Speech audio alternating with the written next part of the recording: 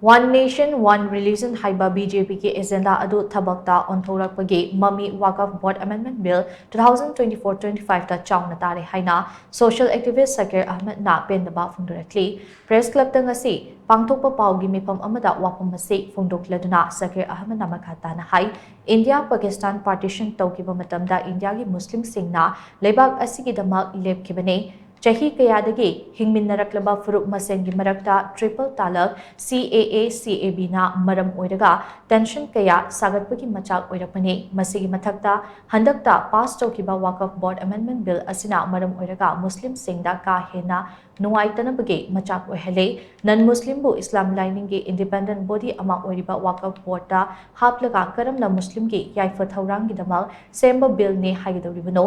Community amadagi wakhalon logdana semningba lo sembi yaroi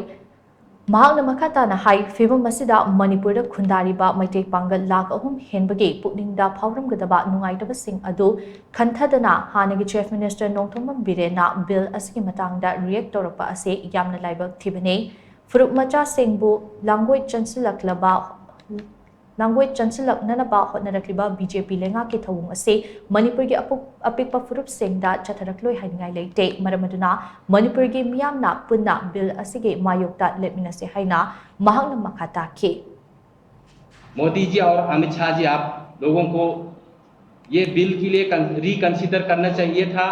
और करना भी चाहिए। हम किसी भी हालत में ये बिल पास होने नहीं देंगे। आपने पास कर लिया लेकिन ये हम इम्प्लीमेंट होने नहीं देंगे, जान देंगे लेकिन कभी भी ये बिल चलने नहीं देंगे, क्योंकि ये मुसलमानों को खत्म करने वाला ऐसा बिल है। आज सिर्फ मुसलमानों को खत्म करने नहीं जा रहे, जितने हिंदुस्तान में रह रहे सिख, ईसाई, बुद्ध सब लोगों को खत्म करेंगे एक एक करके, क्योंकि उनके एजेंडा है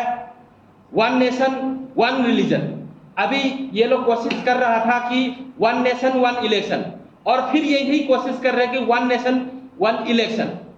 ये जितने माइनॉरिटीज है उन लोगों के ये मैसेज देना चाहता हूं कि ये पूरे हिंदुस्तान के लिए, पूरा माइनॉरिटीज के लिए खतरा है।